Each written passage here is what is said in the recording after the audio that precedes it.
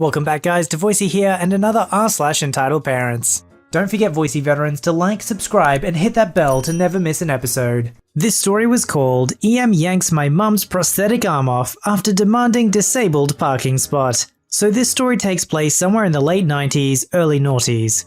The backstory. My mum was in an accident when she was 14 and lost her right arm. She has about 1/4 of that arm left and she calls it her stub. And to be honest, the loss hasn't done much to derail her. She drives. She has a joystick-esque thing which sticks out of the wheel, and she turns it like she's steering a ship. She calls it her knob, loudly and in public. She worked for a long time until she started having issues with the arm she does have, and she's generally been the person in the family to host and prepare all events and do all the labor. Honestly, she's my hero. But you're here for the story, so here goes. Mum and I go to the supermarket at the busy hours on a weekend because we couldn't make our usual after-school weekend trip when things were less crazy. We go around the whole parking lot twice, as do a row of cars behind us, and we finally manage to nab a disabled spot right by the entrance because someone was leaving us as we approached. Now, my mother rarely uses the disabled parking,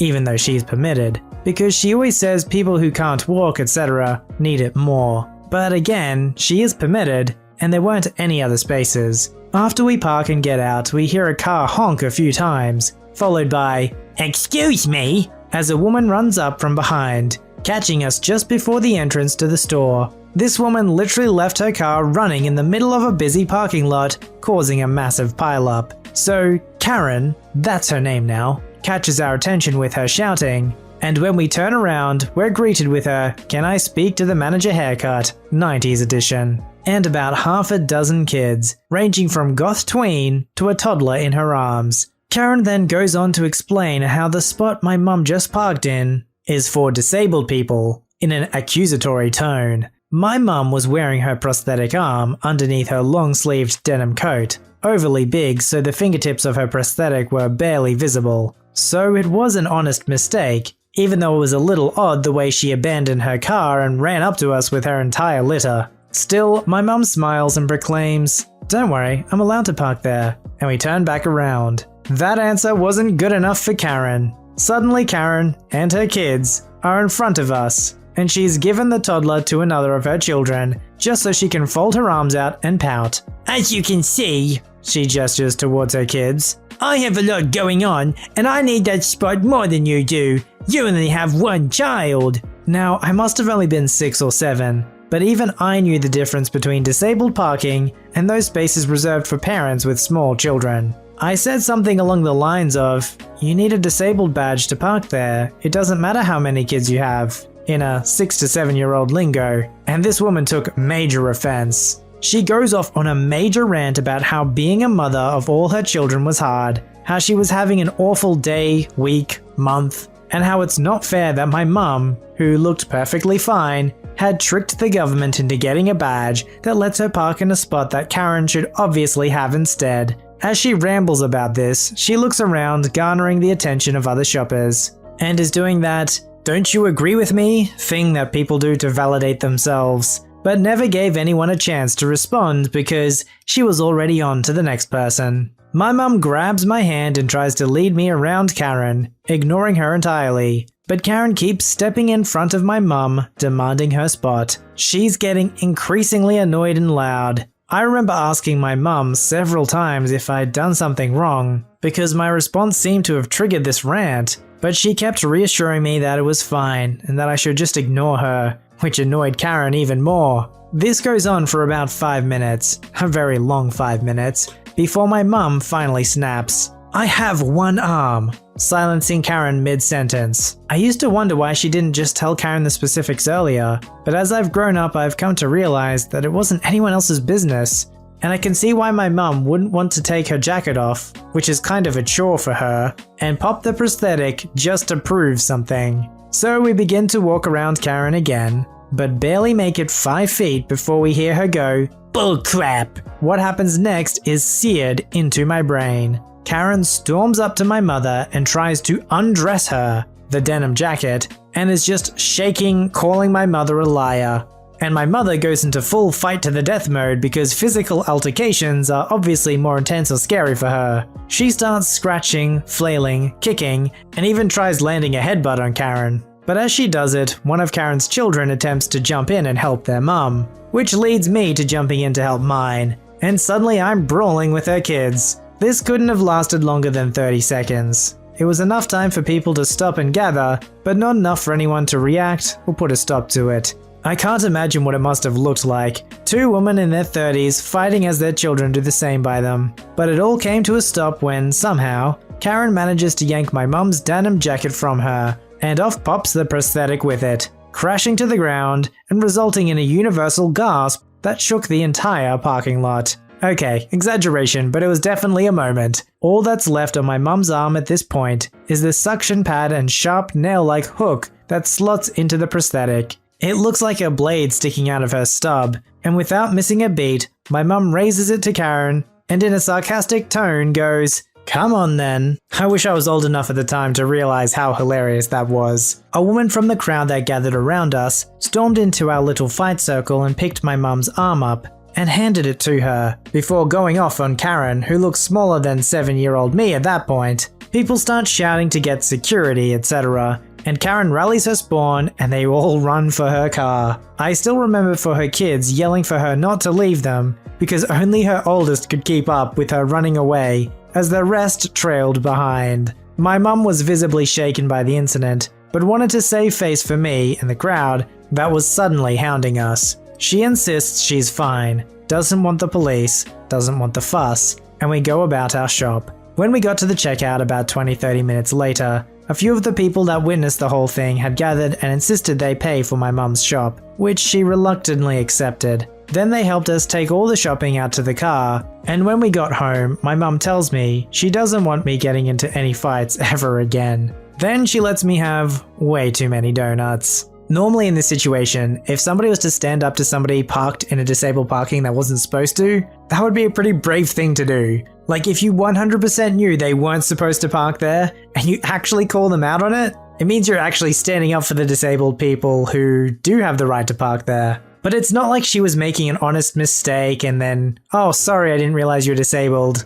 left her alone. No, the only reason she called her out is because she wanted to park there. Apparently having 6 kids is the same thing as being disabled in her mind. Let's meet her halfway. Let's say that being an entitled parent is at least some form of mental disability. This story was called, "No, Your Kids Do Not Get to Play for Free." For context, I live in New Zealand, and people here tend to be pretty chill. So when this happened, it was like, what? So background. I work a couple of part-time jobs, and one of them is at a kids' playground or theatre. We run live kids shows, Muppet style, and have a custom-built playground outside. Now, important things to note. 1, we charge $15 for tickets to the show, and then with that, kids can play on the playground.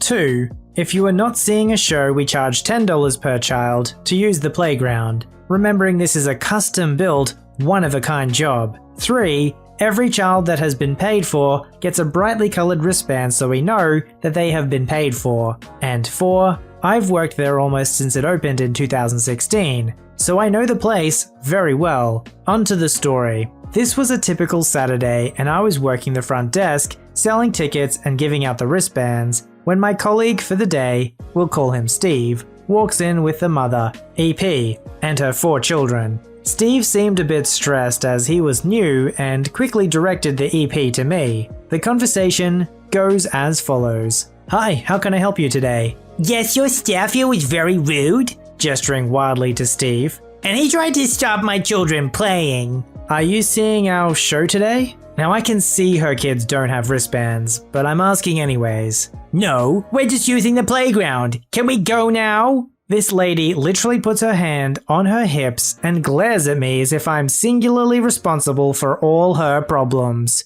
"I'm sorry, if you're just using the playground, there's a $10 charge per person. I see you have 4 children, so would you like to purchase 4 bands?" EP gasping like a fish. "What do you mean there's a charge for the playground? It's a playground. There are free ones down the road. Why would we pay?" At this point, I'm a little stunned. I'm sorry you feel that way. Our park is one of a kind, and some of our pieces took years to build. Well, I came here when it opened and there wasn't any charge, so you should honor that.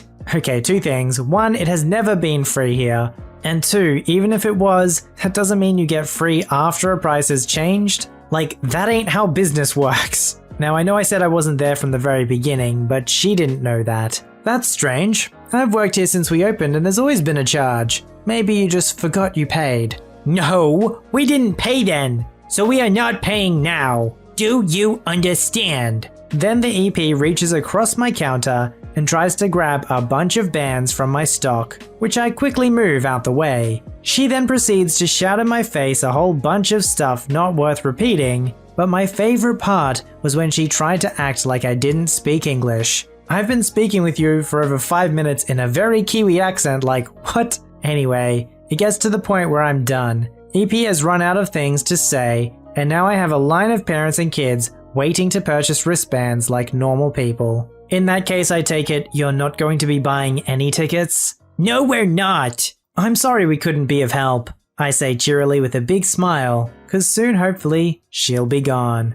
I hope your kids have fun at one of the other parks you were talking about. The EP splutters around for a bit when my manager, who has been listening in from his office, which sits behind my desk, customers can't see it, walks out. EP sees this as an opportunity, and I've never seen anyone get taken down so fast. My manager has terrible customer service skills, so he usually leaves all of that to me, but clearly he had had enough. Your staff has been... My manager loudly cuts in. I'm sorry, my staff has clearly explained everything to you and has been treating you with far more respect than you deserve. You have stated your intention not to purchase anything from us, so now I am asking you not to harass my staff anymore, and that you leave the site immediately. Then he walked out again. A little annoyed, he just left, but you can't win at everything. EP splutters for a moment,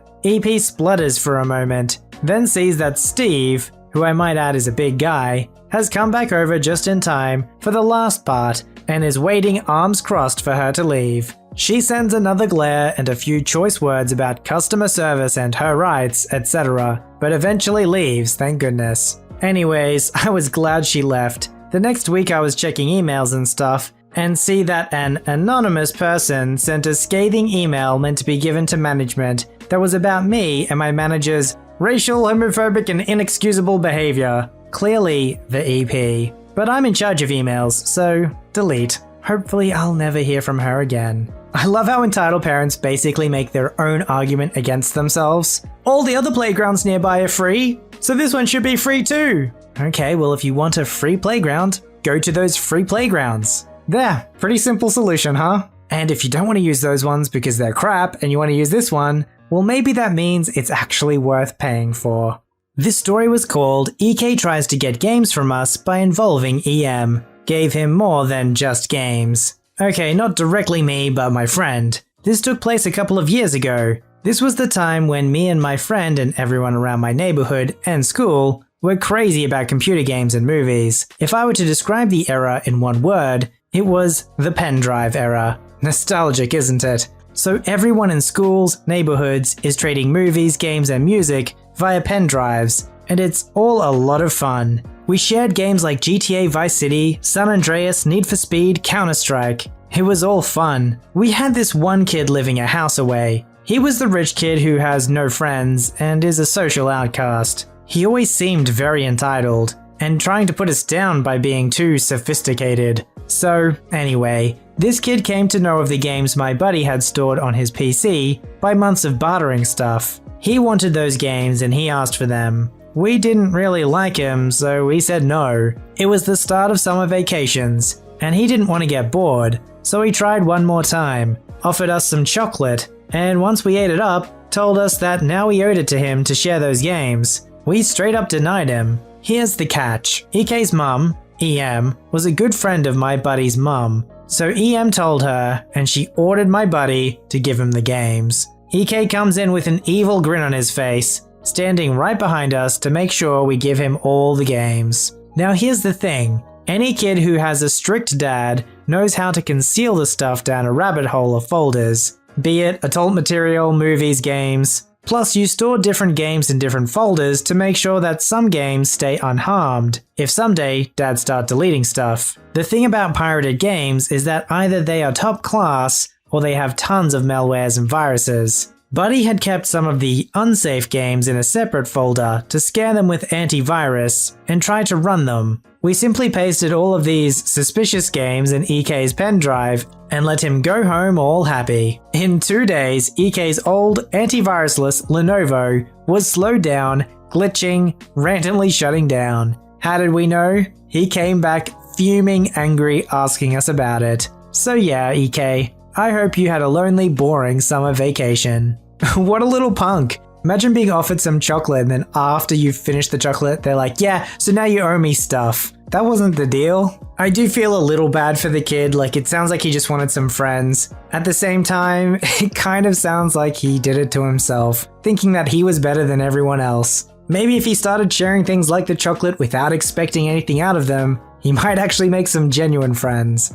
Post your stories, memes, and fan art at r/VoiceyHere. Don't forget to like, subscribe, and hit that bell to never miss an episode. Alright, Voicey veterans, I'll see you in the next one.